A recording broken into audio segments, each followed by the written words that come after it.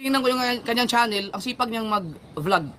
Ang sipag niyang mag-vlog. So, bibigyan natin siya ng chance dito sa challenge kung kakasa siya. Walang iba, hindi ko alam kung kilala niyo to. Pero malamang, ang iba kilala. Shout out sa iyo, kasali ka sa challenge, sumanda ka na. Daddy Luz TV! Shout out! Yo, what's up? For today's video, no, hindi ko alam kung anong mararamdaman ko. Masaya, kinakabahan na parang nakakabigla kasi unexpected, no, na makasali tayo sa ganitong klaseng pa-challenge ng ating idol, the Upper Snipers. Actually, kararating lang natin galing sa trabaho. Nag-start yung live niya is nandun pa kami sa trabaho, babiyahe na kami pa uwi. Nalaman ko na kasali ako. Nabanggit yung Daddy Luz TV, so piniplay ko ulit yung live para ma-sure. Ngayon, watching ako, nag-comment ako, pero tapos na yung live. Very thankful. Siyempre, no, kumbaga mahirap man kasi never pa natin nasubukan yung ganong klaseng challenge. Grabe. Yun nga, maraming salamat. Nag-PM na ako kay Idol na subukan ko. Siyempre, hindi ko na to baliwala kasi never once in a lifetime na siguro. Dati, idol na idol natin. Ang gusto lang natin makita natin sa personal, no?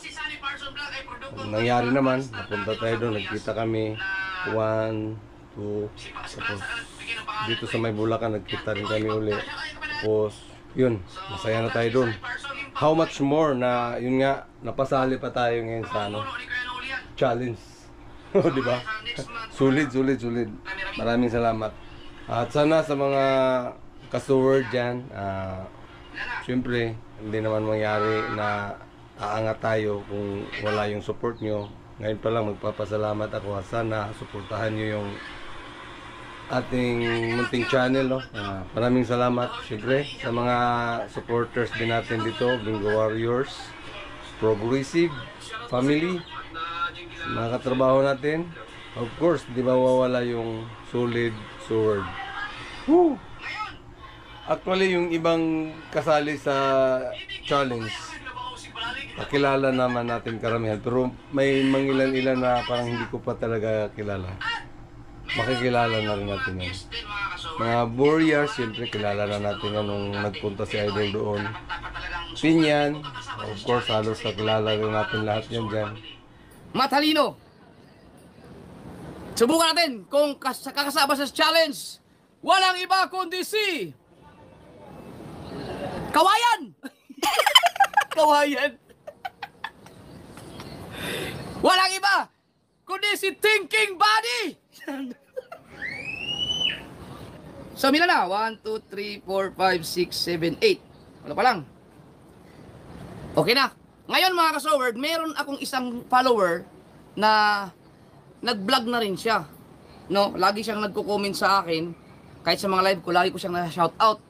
Ang kanyang mga views ay talagang minsan 2, no? Minsan umaabot din naman ng 1,000, minsan 500, minsan 200, minsan 100. Pero nagba-vlog pa rin siya. Talagang pinagtiyagaan niya yung kanyang channel. Pero meron naman siyang ibang trabaho na pinagkakakitaan. Hindi ko lang alam kung ang kanyang pagba-vlog ay seryoso ba or baka naman talagang gusto niya yung sideline din, no? Pero nakapunta na siya ng Bukana. Lagi kong tingnan ko yung kanyang channel, ang sipag niyang mag-vlog. Ang sipag niyang mag-vlog. So bibigyan natin siya ng chance dito sa challenge kung kakasa siya. Walang iba, hindi ko alam kung kilala niyo to. Pero malamang ang iba kilala. Shout out sa iyo, kasali ka sa challenge, sumanda ka na. Daddy Luz TV. Shout Daddy Luz TV.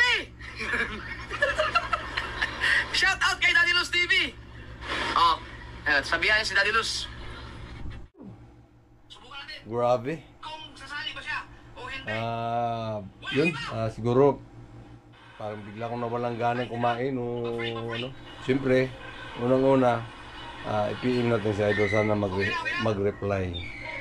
Woo! Thank you.